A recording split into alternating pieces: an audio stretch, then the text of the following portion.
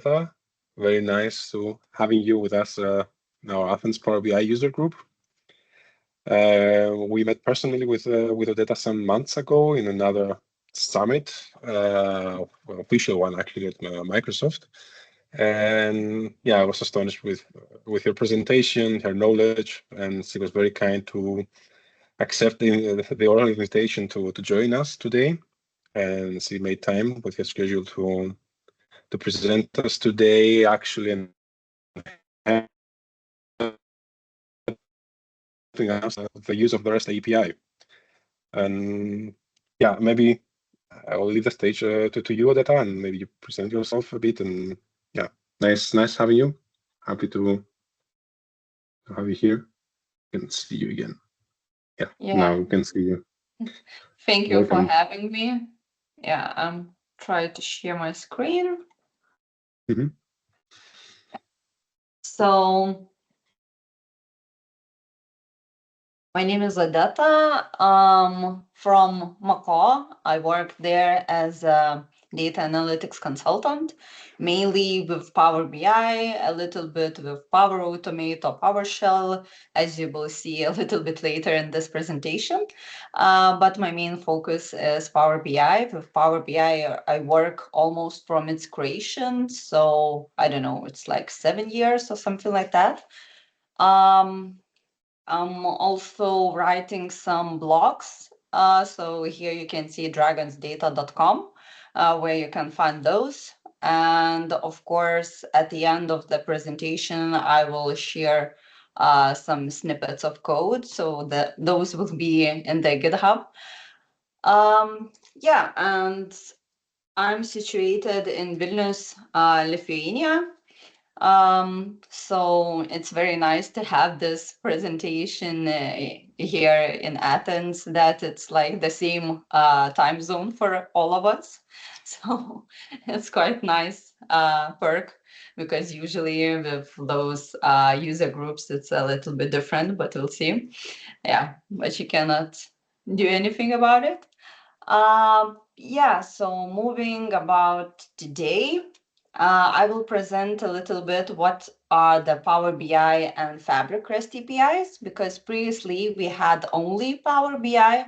Now, since the Fabric came up, there are more and more Fabric REST APIs that you can use. But since this is like introductory session, I won't go into much details on all of those APIs. So just for you to know where to start. And if you try out and see that you are stuck somewhere or something like that, you can always write me in LinkedIn, and I will write back and help you if I can. So yeah, so as I said, I will talk about how to start working with those, because the Microsoft documentation is about APIs more, but it's not from the usage point.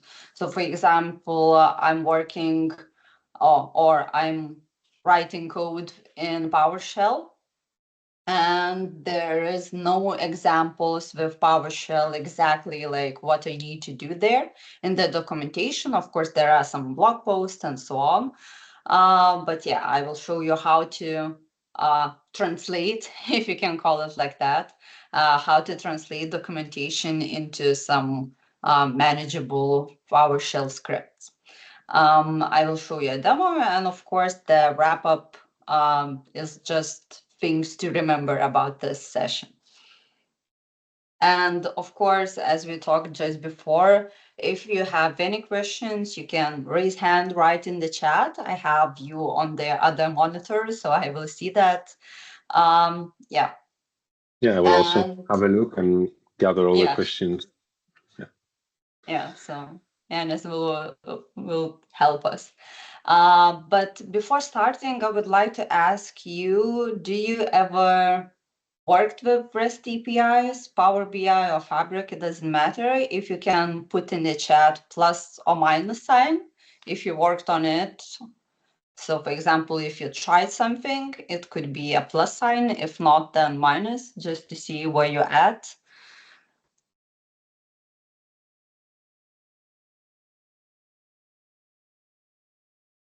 And yeah, so if I will get any answers, we will see. I mean, talking for myself, and I see people are still writing, yeah. Yeah, Like okay. Costas minus, BA Yeah. minus. So I would say it's the right session to come here, because I won't tell about like some advanced things, but I will give you examples where it can be used also. Yeah, just for reference. So what is Power BI and Fabric REST APIs? So if you go to Power BI service, or maybe later it will be called Fabric service, we'll see. Everything what's happening there is logged somewhere in Microsoft, so in some storage. And with the help of REST APIs, you can get that information.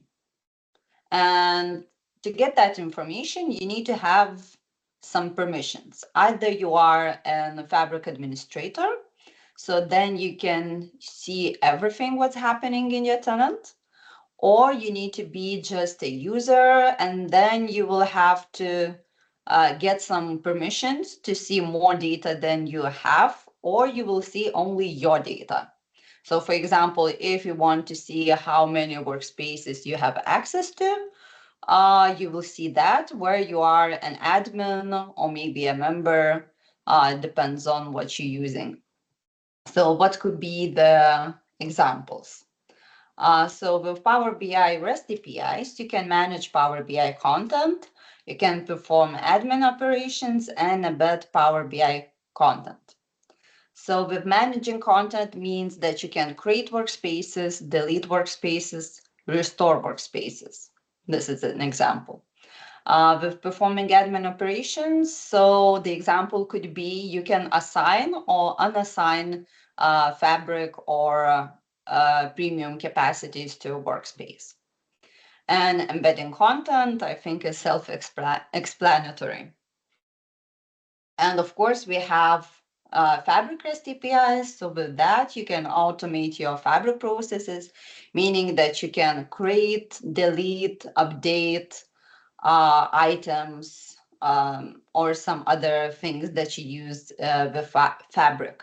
I won't, as I say, go into much detail because these Fabric REST APIs are emerging every time, almost every month or something. It's just have to see all the list. I will show you where to find it, or you can just Google Fabric REST APIs and you will get, I think, from the first link, you will get to all the list where you can see all of that, what is available. And as I said, they are Microsoft is updating those REST APIs, so new APIs just yeah can be seen from time to time.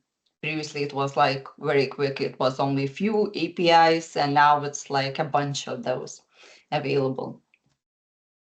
So going to the examples where you can use it. Here in Macau, we have few products that we made using REST APIs, and this is just a short um, snippet of what can be used. So for example, now you can get admin from admin portal. You can get tenant settings. And here, for example, we added our suggestions how to enable or disable which setting. And you can see if I can put the laser. Now it's running away, the laser pointer. So here, for example, you can see if you would like to use default governance, easy or strict. So do you want to have self-service tenant, or you want more strict where only AT is managing almost everything? So yeah, so you can, for example, see what's happening in your tenant and what are our advices for all of the settings. Also, we have some other things there, like dependencies. Some, for example, settings depend on each other. So if you enable one, you cannot, or if you disable one, you cannot enable the other. So yeah, there could be some things there. Then the other example could be Power BI or Fabric Monitor, where you can see everything what's happening with your tenant. So in this case, you have an overview about users, workspaces, data sets, data flows, dashboards, reports, apps, gateways. Also what is viewed, who is or how much they are exporting to Excel. So who is exporting to Excel, how much people, how many people are exporting to Excel and other things. So yeah, I think it's quite interesting just to overlook or govern your environment and see what's happening there and if people are using things or not. And the last example was a little bit different. So I created a Microsoft form where you can ask for premium capacity workspace, or I should say just premium workspace. So, and then you can ask also for a deployment pipeline, meaning if you fill in this form and you ask for a workspace that would be premium, and and for example, you ask for free workspaces. So the simplest example is test, development, and production. So of course you can use them for deployment pipelines. So in this case, if you, as I said, fill in this form, automatically the Power Automate flow is triggered. And by using REST APIs, we are creating workspaces for you, assigning capacity, and also creating deployment pipelines and assigning those workspaces to specific stages. So everything can be done automatically just with the help of REST APIs. So from the Power Automate point, it can look something like that. So you need to have when a new response is submitted from this Microsoft form, get the details, so the answers, create some variables there where those answers will be stored. Then, of course, the best practice is to get secret, to use secrets. So, meaning that you store their passwords and so on. Because, as I said, if you want to use REST APIs, you need to have permissions, access, and so on. So, either you have an account or you can use service principal. And of course, as I said, for all the password dealing, usually it's good to have it secure. So one approach could be to use Azure Key Vault. And in the Power Automate, you can get this information via step get secret. Yeah, and not going into much detail how the REST API part can look like. So it could be something like this. So for example, assign capacity. So you need to define method, URL. I will show you and explain everything a little bit later, but just for the reference, you will have some headers and required body. So what this REST API does is just gets the workspace ID that already created beforehand, and it gets capacity ID and assigns this capacity ID to a particular workspace. And those comes from the previous steps.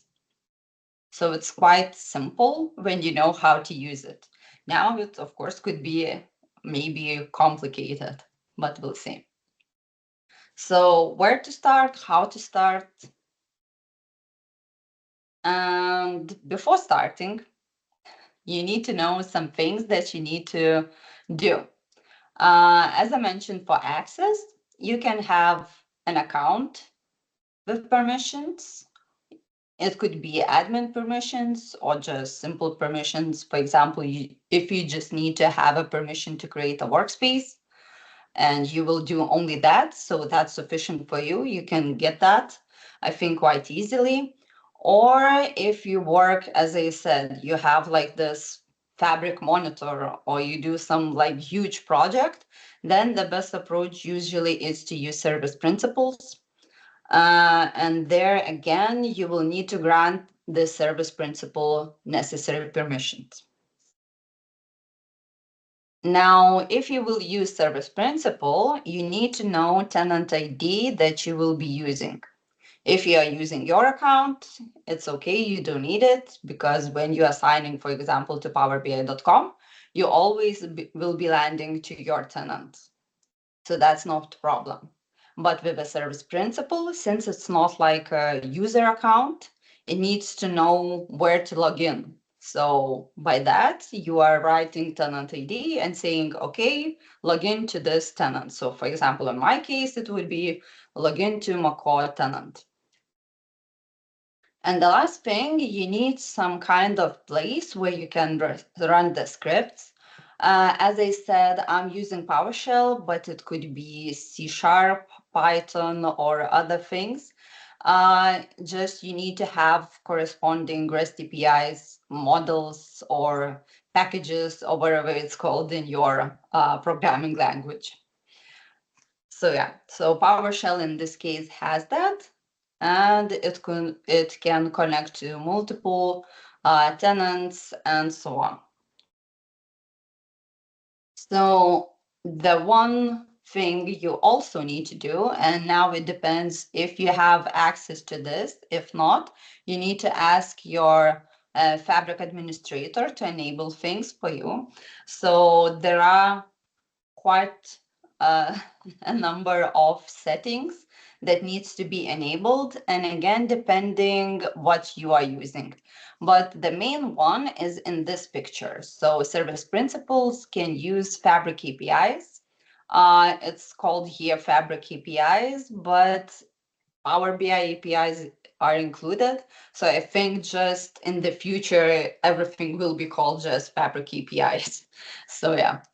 But and also what I wanted to emphasize here, that usually the best practice is to enable this feature or all the other features only to specific security group. So for example, here I created Power BI REST API security group, and I'm adding the users that I want that they can use this REST APIs and get the information they need. Also, as I said, if you are admin uh, and you will use admin APIs, you need to enable like 3 other settings. Also, if you want like use this get scan results API, then you need to enable these 2. And the last one also is if you need to query semantic models by using DAX through APIs, that's also possible. So you don't need to remember everything. You can, I don't know, grab a print screen, or I can send you just the slides, but just to know that before even starting, you need some settings to be enabled, and or you will need to be added to these security groups for those settings. So depending how your IT department works around it, or I should say Fabric administrator. And now the usage part. So here I have an example how to unassign workspaces from capacity, and this is from Microsoft documentation. So as I said, there's nothing about how to run it in Python, PowerShell, or wherever, but still there are some information information that you need to know here. So first, what permissions do you need? If you use your account, it will be permission section. If you use service principal, it will be required scope. So as I said, if you use service principal, maybe you have access to create it, then you can add those permissions yourself. If not, if for example, Fabric or some other administrator is creating that for you, they will ask you what kind of permissions you need. So then you will need to write, okay, I need those. So in this case, it's tenant read all and tenant read write all. And these are like the biggest permissions you can get with a service principal or an account, because as you can see from the top description, it's admin API. So it means that you have administrator rights. And the same it's written here. User must have administrator rights. And it's a little bit outdated because it's called Power BI Service Administrator. I think now it's called just Fabric Administrator, but yeah, it doesn't make, yeah. So what is the required scope? Again, as I said, this is for the service principal. And now what are the limitations, if any? In this case, you cannot see anything what's written limitations or something like that. So this specific API doesn't have that. But some APIs have, for example, limitation that they can run only like 50 times per hour or 200 times per hour and so on. When you are starting, and if you have not a huge tenant, meaning that you don't have like, I don't know, hundreds or thousands workspaces or something like that, then probably you won't encounter any limitations if you will use some limited APIs or not. But if you have a huge tenant with a lot of artifacts in it, so at some point you can just reach the limit, and the bad news is that you cannot overcome it. So it means if you get the error that you cannot run this anymore, it means that you need to wait approximately an hour so you can run it again. So yeah, so just to know that. Is there something we can do to prevent from running into the same error again and again, like putting a threshold to the executions or something like that? I think it depends from the language you're using. I'm not really like a PowerShell developer, so for me, usually it's just easier to wait a little bit and to do something else. But yeah, probably if you do some like big projects, so then, or big products, then probably it's good to see, yeah, how you can overcome it a little bit. I don't know, get some trigger that if it's not running, it will try to run after an hour automatically or something like that. But yeah, I'm not sure here since I'm really not a programmer. Thanks. Yeah, no worries. Yeah, so then when you know the permissions that you required, when you know what you will be using, you need to know how the syntax looks like and what to use it. So here we have a HTTP request. First, we have a first word that you will see how to use it. It could be get, it could be post, it could be push, it could be delete, depending on the action you are doing with REST API. So for example, usually if you want to get some information, the first word will be get. If you want to do something, so in this case, you want to unassign workspaces, so it will be post. If you want to delete something, it will be delete. Then, as I said, you have the HTTP request. That is important, and you need to know, do you have any parameters there? So in this case, nothing is there. But when I showed you the previous example, I maybe quickly will run to it. Yeah, too many actions here. But yeah, so for example, here you saw that you need to write the workspace ID. And why it's here called group ID, because from long time ago, when the REST APIs were created, workspaces were called groups, and it still remained called groups. So just to know that if you see somewhere groups, it means workspaces. Yeah, quickly going back.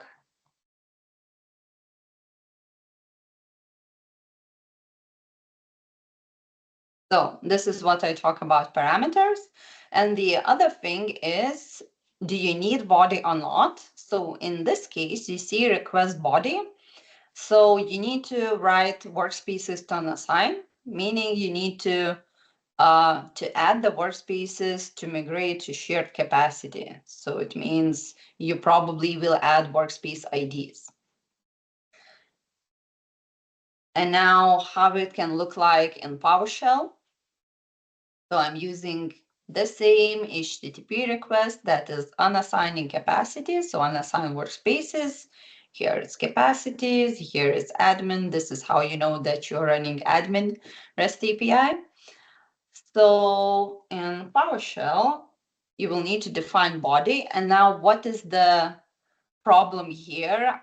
When I first tried to run it, I didn't know how to write this part because it's not shown in the documentation.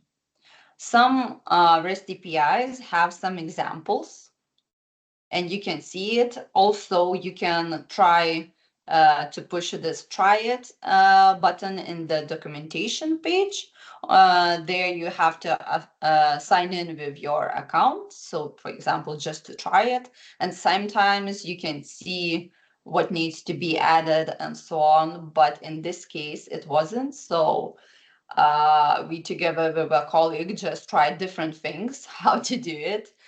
Of course, if you are, for example, I don't know, you usually work with PowerShell, maybe for you it's like duh. So yeah, it's like square brackets. Usually this is how we use. Since as I said, I'm not a PowerShell developer. So for me it was a little bit trickier. Of course, now maybe you can ask ChatGPT how to write that, what would be appropriate syntax there. But yeah, as I said, in the documentation, not everything is shown for you. So this is just, I don't know, syntax, if you can call it. So you have a variable with a $sign called body. And this is just the syntax how to write it. And workspaces to unassign. Again, it comes from here. So this word. And then, as I said here, I'm adding workspace IDs, and you need to know the syntax there. So it should be in, or must be in the square brackets. And the last part is that you always write, at least with Power BI REST APIs, function, I think it's called, or I don't know, module, invoke dash Power BI REST method, then dash method, and here comes the first word from this HTTP request. So you need to add this, then dash URL, and you're adding in the quotes, double quotes, all this URL here, and then dash body, if there is a body. As I said, not all APIs has it, and then you can add this variable. And this is how you run this unassigned workspaces. If everything works great, you will get just okay sign or something like that. But if something is not correct, you will get some errors. Now, again, as with probably all Microsoft or some other products, errors are not very well explained. What's happening there. So again, it's just learning curve, how to know what's happening and why I get some error. But as always, some AI helps you to answer those usually. So yeah. So this is just the example of the code that you can use it. And we can go to demo how it looks like in real situation, if you can call it like that. So I have a tenant where I have some workspaces here. You can see maybe, I don't know, around 10 or something like that. Some of them are premium, some not. And probably the easiest thing would be just to know how many workspaces I have access to. Plus, I will be using admin account, so I will be able to see everything. But yeah, just to show you some things. So as I said, for Now this one is a little bit, we need to go to the documentation to know what we need for this. So we need like this first word, is it get, post, or wherever, HTTP request, are there any parameters, and everything. So here we have learnmicrosoft.com page where all the documentation is. And as I said, with the groups, I can zoom in a little bit, or I should say workspaces.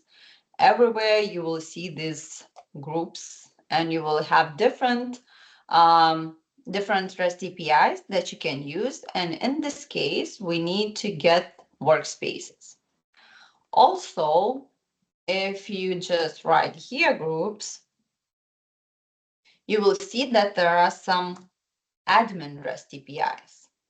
Again, I can use, for example, groups, get group as admin if I am admin, tenant admin, and again, it depends what kind of information I need, because those I think provide a little bit different.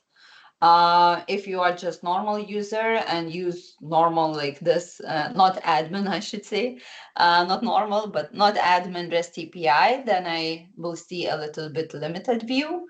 But if I use admin, maybe I will see something more. But yeah, I think I can check which one I used in this example and also maybe zoom or yeah, to make it bigger. We'll see, I'm using not the admin.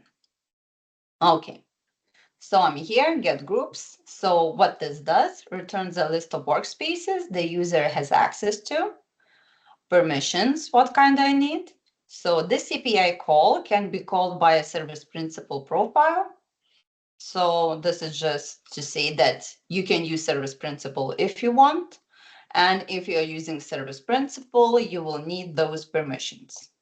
And here are some limitations. So user permissions for workspaces take time to get updated and may not be immediately available when using API calls. So what this means, so if, for example, you've been granted admin permissions to a workspace just now, maybe REST API won't see that right away. Maybe you'll need to run another refresh user permissions API for it to work very quickly, or just wait for some time to see this change. And now going to the HTTP request, here we have, again, I will try to zoom a little bit. So here we have few things. We can use the simple one, or we can use the longer one where you have some filters. You can assign top or skip. Again, those are used mainly if you have very specific question, what kind of workspaces you need. And these top and skip parameters means if you have like a lot of workspaces. So for, how to say, when first you run it, you can get first 5,000 workspaces. So if you have tenant that has more, then you will need to use this stop and skip. So again, you need top 5,000, for example, and then skip first 5,000. This is how you get the next 5,000. Maybe it's a little bit complicated, but yeah, this time we will see just this we will use just this normal one, or simpler one.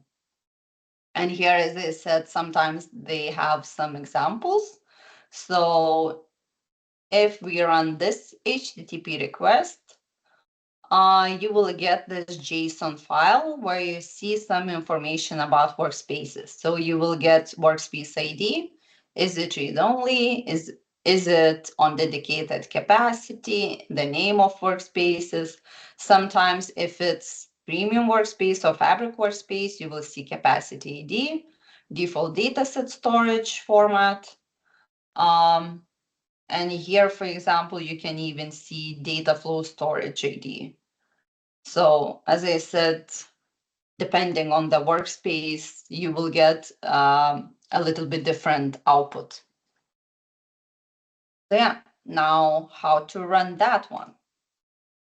First, again, there are some first things to do. You need to install modules. So in this case, you need to install module and name Microsoft Power BI Management.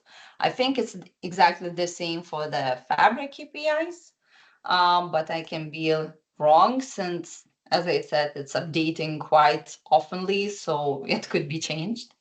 But the good thing is that you need to install this only once. So it's a good thing. Then another thing that I should say, for example, here I'm using Visual Studio Code to run the PowerShell script. So it means that I need to have PowerShell extension. And also I need to save this file as PS1. So this is why here you see the name and PS1 extension, or ending. Otherwise it won't work. So since I already had these, I'm not installing it, but if you are doing for the first time, you must do it. And then you need to connect to your tenants. So these are the code examples how to do it with service principal or with an account. As I said, I will be using an account. And also, as I mentioned, I will provide you a link with a GitHub where you see these examples and more examples to try out and see if it works for you. So yeah, now if I run only this one, I should be prompted somewhere to connect. Yep, it's happening. So I'm using one of my accounts. Usually it will ask you to write, of course, your password, since I already was signed in sometime previously today. So it's not asking me again, but usually, at least for the first time in a day, it will ask you to add the password, like it's normal practice. And yeah, and since I added this part, because I don't want to show tenant ID, but usually if you don't use that, you will see something like that. You will see environment public, you will see tenant ID and username that you logged in. And moving to the workspaces. So how I did this time, I put this URL into a variable. And then, as I said, as always, we start with invoke dash Power BI REST method, dash method. Now get is the first word from the documentation, and dash URL, this URL in double quotes. So now if I run this, what I will get, I get all the workspaces I have access to, but in not very human readable or convenient way, because this is just like ugly JSON format. I think we kind of lost you for a couple of seconds, Odeta. Oh, sorry. Where was the last part where you heard But me? you were running. Yeah, I think that's all. Yeah, you were running this part of the snippet that you were highlighting. Okay. Yeah. Cool. Yeah. Now we see again So I the just steer. ran it. Those two lines, and now I have this, as I said, probably not very nice readable JSON output. So I have all the workspaces that I have access to. And now how to get a little bit more readable format. What you need to know is you can put it in the like in this format and use convert from dash JSON and with this pipe symbol. So you write again exactly the same thing as it was before, but additionally pipe sign. So it means that you call the REST API and then you need to convert from JSON. And now why I added dot value? Because this is stored like that. So you have first some, I don't know, URL, then Odeta count, so probably how many rows you have, and then it's value. But in this case, it's called value. For example, for quite a lot of, I should say, quite a lot of REST APIs is value. But for example, there is REST API where you can get domains. And in that case, it's this word is domain, not value. So you will need to write exactly the same, just dot domain. So this is why I'm just showing you like step by step how to get a little bit nicer view. So if I run now this one,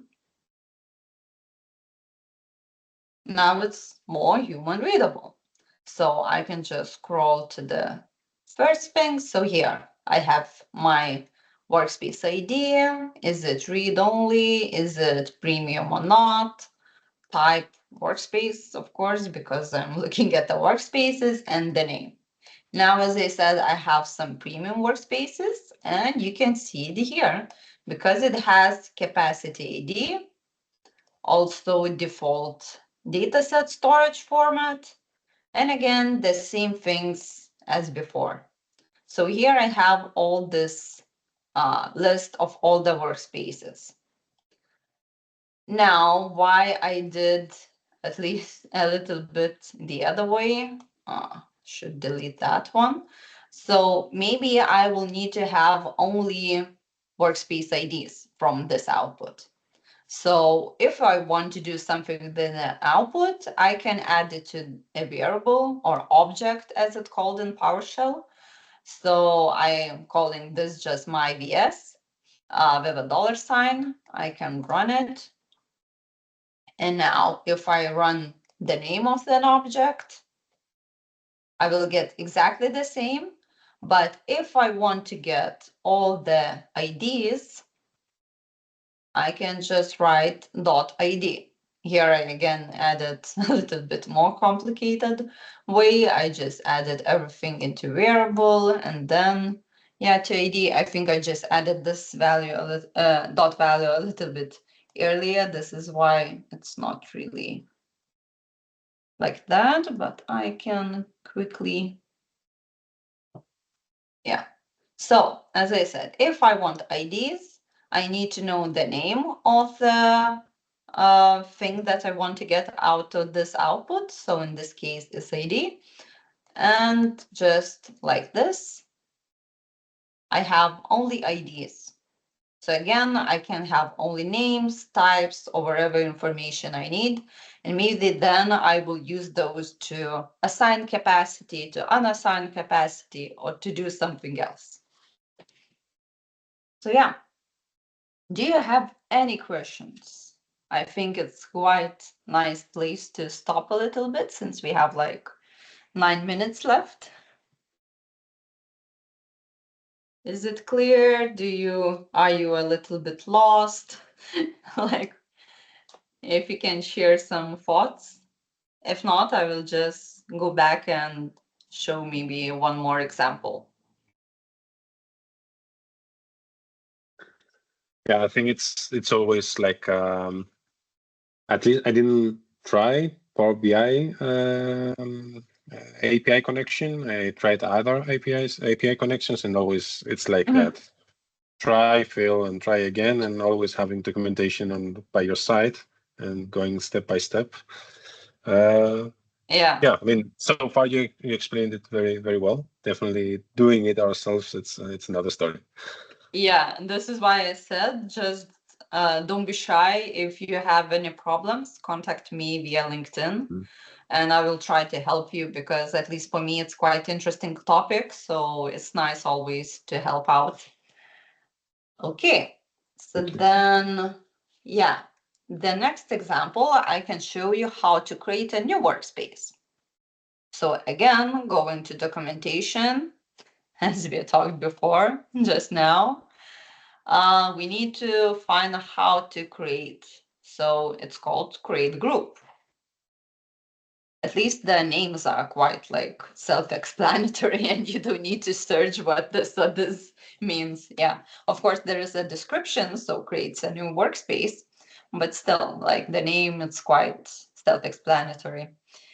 Again, permissions can be called by service principal profile, then required scope if you use service principal. And here we have like this HTTP request with optional parameter with workspace v2. Now, again, probably all of you know that some time ago there was like workspaces that were like alt type. So now the new type is v2, and I think you shouldn't have anymore any old ones. So probably this is why it's left from the old times, like yeah, those times that you are in between changes. And here we have body. So of course you need to provide the name of the workspace. And again, a little bit strange, at least for me, here it was written create a new workspace, but explaining parameter, it's the name of newly created group. So there are some discrepancies, but yeah, what you can do.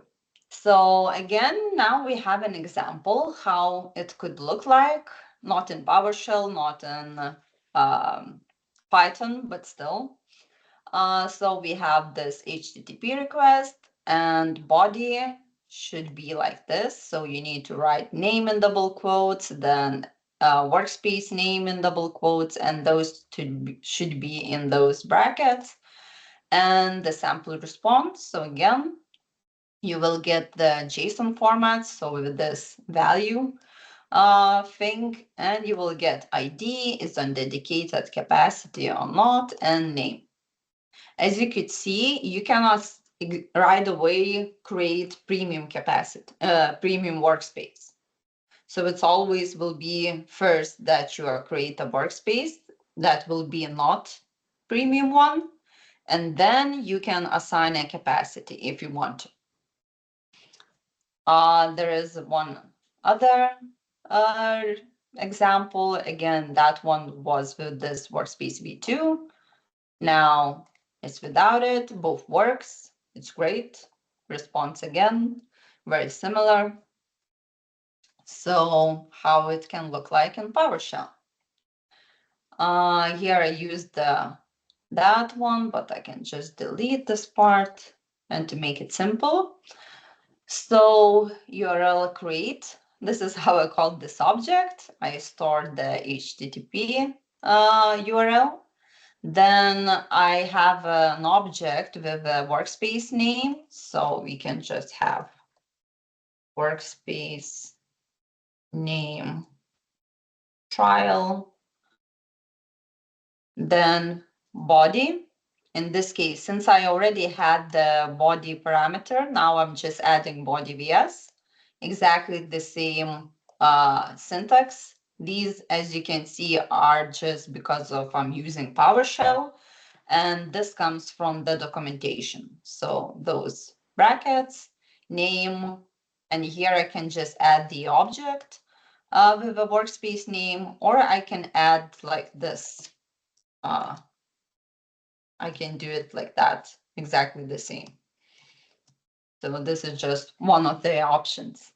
And then again, invoked Power BI REST method post, it comes from here. So first word from the documentation.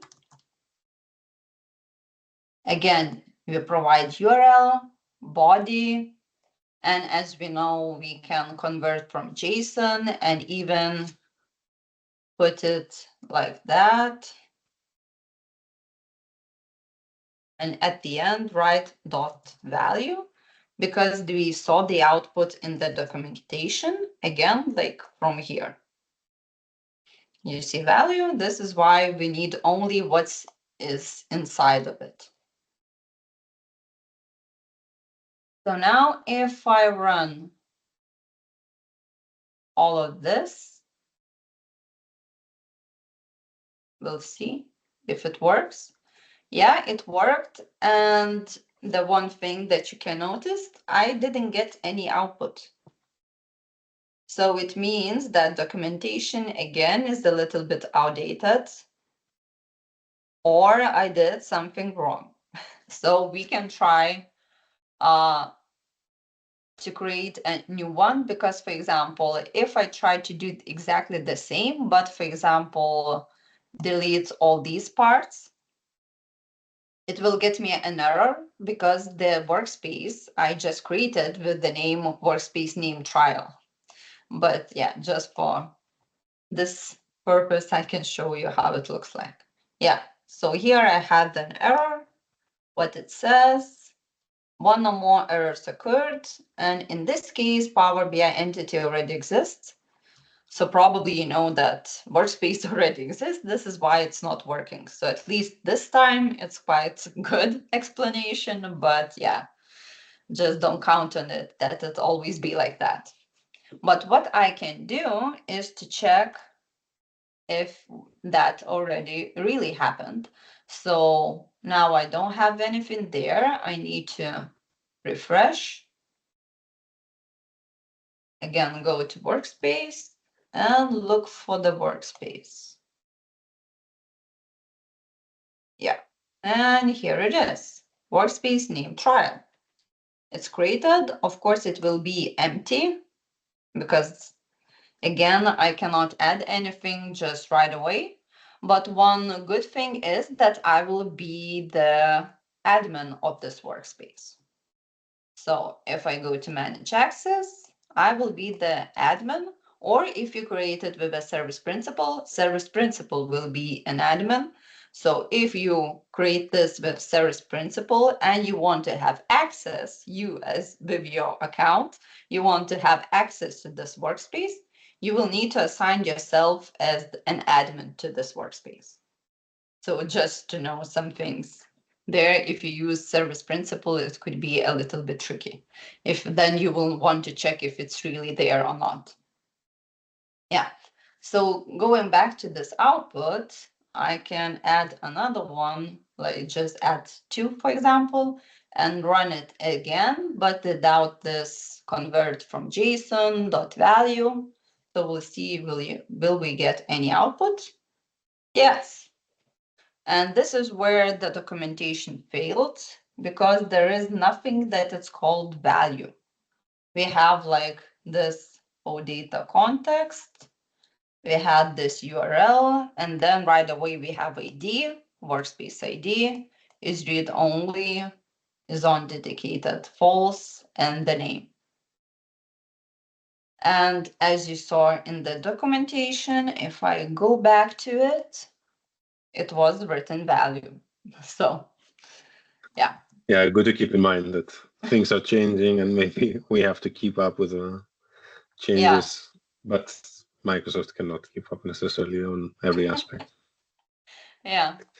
Odeta Exactly. Costas was posting a question. Actually, he's wondering, since he's not super familiar with PowerShell, but he's with Power Automate, if he can use it instead to set up the Power BI REST and the REST API.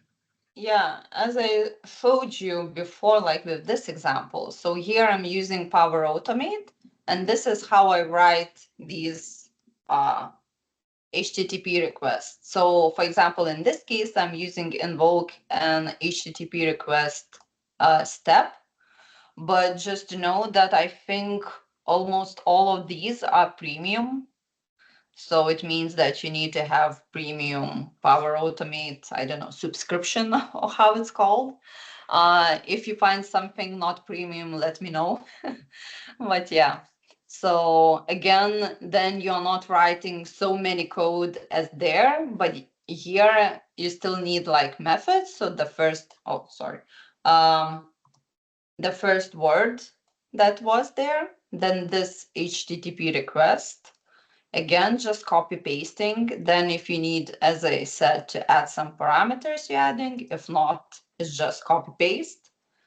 The only thing you need to add is this in headers, content type, and application JSON, just to know that it will get JSON format, and to add body if it's necessary.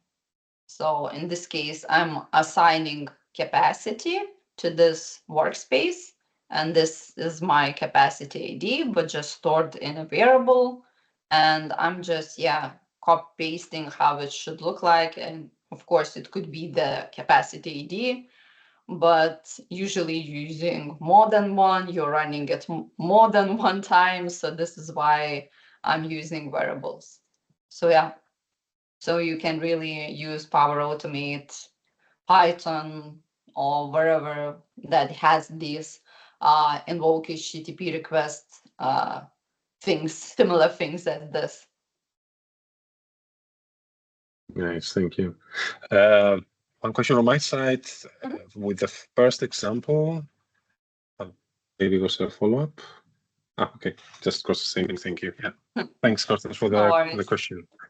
The first example you were showing in Power BI actually with extracted data, I guess, was from the capacity, I guess, the action, how many Excels were exported, etc. Is there any historical time limitation that as we know, we can go back up to certain days, but we have a limitation here? Unfortunately, there is a limitation there. So if you want to have a historical data, you need to store the data somewhere.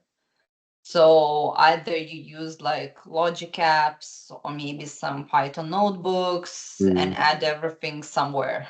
Like you need to store that. I think it's last 30 or 90 days.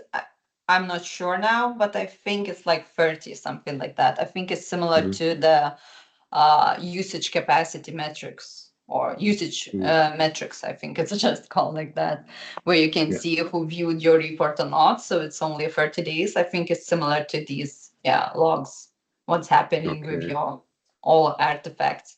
Yeah, and there you can see who created workspaces, reports, dashboards, who use it, who exported to Excel, and who embedded things and so on. I think whatever you did in the Power BI or Fabric services, that can be seen. Nice. Thanks. Yeah. So since we even, I think I used up a little bit more time, just quickly to recap again, sorry why it's doing that, but as I said, you need to know first before using everything what access you need, and it doesn't matter if you use PowerShell, Power Automate, or some other things. Access is a must. Then you need to be mindful of limitations, write scripts and make your life easier, because for example, if you need to create like, I don't know, 100 workspaces, it's really easier just to write some short script and run it and do that, and not go into Power BI service and just click every time or do something similar. Then if you want to use PowerShell, it's very good to learn terms. As I said, I'm putting everything in an object, because usually, I don't know, at least from my experience, it's called usually variables, but in PowerShell, it's called objects. Then if you want to get out of output, so for example, you have like a table, as I showed you before, so you have like workspace ID, workspace name, is it on the capacity or not? And if you want to get some like one column, only values from that column, you cannot write how to get values from the column. Maybe in the ChatGPT now you can. I didn't try it because when I first used that, ChatGPT wasn't a thing. So I just learned the hard way that if you just write in the Google how it's just normally, as I said, like for example, variable, not the object, it's just hard to find the right things. But yeah, maybe now I should update that, at least to try with ChatGPT and see maybe it understands me if I just write create a variable, or how to create variable in PowerShell, or how to get something out of column, because I think in the PowerShell it's called I don't remember, not entity, but something else. Yeah, doesn't matter. So yeah. then just simple thing, don't do something manually if it can be done automatically, because again, saves times, and also your, I don't know, sanity sometimes. And also that I didn't show you, there are some PowerShell commandlets. At least I know they are for Power BI REST APIs, and sometimes it's easier to use them. And those commandlets are like, you don't need to add the whole HTTP URL. You don't need to add this post or get or other word. You just write, for example, now I'm just thinking out loud because I don't remember it by heart. But for example, if it would be called like this commandlet, if it will be called like get workspaces. So you just need to write, for example, just get workspaces, and it will get already all the all the information that you need. So you can try to Google that, ChatGPT that, and so on to see what's available there. And this time I showed you just the hard way, just for you to understand how it works, what kind of things could be there, what limitations, and so on. But when you just grasp everything like that, then you can go to those commandlets that do quite a lot of things automatically. But when you will get some error, at least you know and already experience it where it could come from. So yeah. And that's it. So thank you for attending. If you still have some time for some questions, or if not, we can go to have a nice evening. But still, as I said, if you want, you can scan this QR code and you will see my example codes. So you'll see those that I just showed you and much more. I think I even added something with those activities in your Power BI service. So meaning that who created report, who exported to Excel, and so on. Those could be found, I think, also there. If not, let me know. I will give you some examples. Yeah, thank you for listening. Great, thank you. Really amazing presentation, very detailed and really helpful. I definitely will try it out and I'll let you know if I was successful, because I'm planning let that me for know quite how some it will time. go. Yeah, usually when you start wherever that is new, Thanks a it lot. takes some Any time. can put in the chat or just yeah. Okay, if not the case, thank you very much, Odeta. It was a pleasure, and I will make sure that I will share also the links you have also here in the YouTube description and to the audience of the meetup. Thank you all for attending. Yeah, Have a thank you for nice having me. evening and good to see you once again. Good to see you too. Until next time we meet in person. Hopefully. Yeah, bye-bye. Thank you. Have a nice evening. Ciao.